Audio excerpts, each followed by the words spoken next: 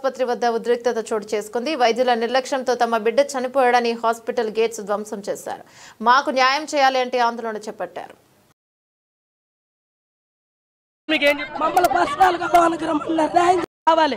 శుక్రవారం రోజున చూపించుకున్నామని హాస్పిటల్కి వస్తే ఆ రోజు మా పాపకి డెలివరీ టైం కాదు. అయితే మా పాపకు మేము ట్రీట్మెంట్ చేపిద్దామని మాకు ఆ రోజు ఓపీ రాశారు. రమ్మని మేము వచ్చాం. పొద్దున వస్తే 4 దాకా ఉంచి 4కి పిల్లని డెలివరీ చేయాలని లోనకి తీసుకెళ్తే మేడం టైం కాదంటే ఎన్నాళ్ళు మోస్తావే కడుపుని అని అసహ్యంగా మాట్లాడింది ఆ డాక్టర్. మాట్లాడి లోనకి తీసుకెళ్ళి ఆపరేషన్ చేసి పిల్లని చూపిలా తల్లిని చూపిలా. రాత్రి 3 రోజులు అయింది మా చూపిలా. ఇంటికి వెళ్ళంగానే 11ంటికి ఫోన్ చేసి బాబుకి సీరియస్గా ఉంది, సంతకం పెడితే ట్రీట్మెంట్ చేస్తామన్నారు. సంతకం పెడతానికి వస్తే బాబు చనిపోయాడని చెప్పారు.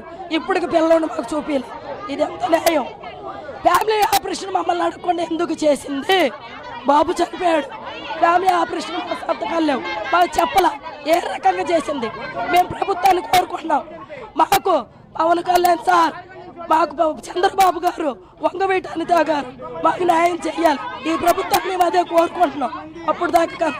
ఏం చెప్తున్నారు అధికారులు? ఏం చెప్తున్నారు డాక్టర్? మీకు ఏం చెప్తున్నారు? మమ్మల్ని పర్సనల్గా లోనికి రమ్మన్నారు. న్యాయం చేస్తారంట. అంటే ఏ పూర్వంగా డబ్బు పూర్వంగా మాకు డబ్బు కాదు, మా బిడ్డ కావాలి, మా బిడ్డ కావాలి.